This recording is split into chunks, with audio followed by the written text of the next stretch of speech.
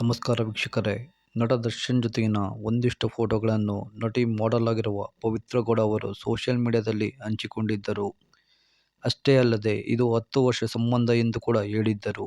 ಇದನ್ನು ದರ್ಶನ್ ಪತ್ನಿ ವಿಜಯಲಕ್ಷ್ಮಿ ಅವರು ವಿರೋಧಿಸಿ ಪವಿತ್ರ ಅವರ ಜೊತೆಗಿನ ಫೋಟೋಗಳನ್ನು ಹಂಚಿಕೊಂಡಿದ್ದರು. ಅಷ್ಟೇ ಅಲ್ಲದೆ ಕಾನೂನು ಕ್ರಮ ಕೈಗೊಳ್ಳುವುದಾಗಿ ಎಚ್ಚರಿಕೆ ಕೊಟ್ಟಿದ್ದರು. ಇದಕ್ಕೆ ಪವಿತ್ರ ಅವರು ಕೂಡ ತಿರುಗೇಟು ಕೊಟ್ಟಿದ್ದಾರೆ.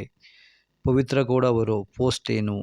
ನಾನು ಪವಿತ್ರ ಗೌಡ, ನನ್ನ ಮಗಳು ಖುಷಿ ಗೌಡ. ನಾನು ಸಂಜಯ್ ಎಂಬುವ ವ್ಯಕ್ತಿಯನ್ನು ಮದುವೆಯಾಗಿದ್ದು ನಂತರ ಖುಷಿ ಗೌಡ ಹುಟ್ಟಿರುತ್ತಾಳೆ.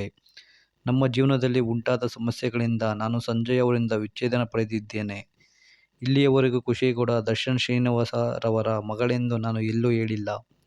ನಾನು ಹಾಗೂ ದರ್ಶನ್ ಶ್ರೀನಿವಾಸ ರವರು ಕಳೆದ 10 ವರ್ಷಗಳಿಂದ ಜೊತೆಯಲ್ಲಿ ಸಂತೋಷವಾಗಿದ್ದೀವಿ. ನಾನು ನನ್ನ ಹಿತಾಸಕ್ತಿಗೋಸ್ಕರ ಈ ಥರ ಅಲ್ಲ.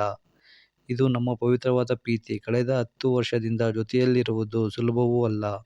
ಈ ವಿಷಯ ವಿಜಯಲಕ್ಷ್ಮಿ ಅವರಿಗೂ ಮೊದಲೇ ತಿಳಿದಿರುತ್ತದೆ. ಈ ವಿಚಾರವಾಗಿ ವಿಜಯಲಕ್ಷ್ಮಿ ಅವರೇ ನನಗೆ ಹಲವಾರು ಬಾರಿ ಫೋನ್ ಮಾಡಿ ನನ್ನ ಜೊತೆ ಮಾತನಾಡಿದ್ದು, ವಿಜಯಲಕ್ಷ್ಮಿ ಅವರಿಗೆ ಯಾವುದೇ ರೀತಿಯ ತೊಂದರೆ ಇಲ್ಲ ಎಂದು ತಿಳಿಸಿರುತ್ತಾರೆ.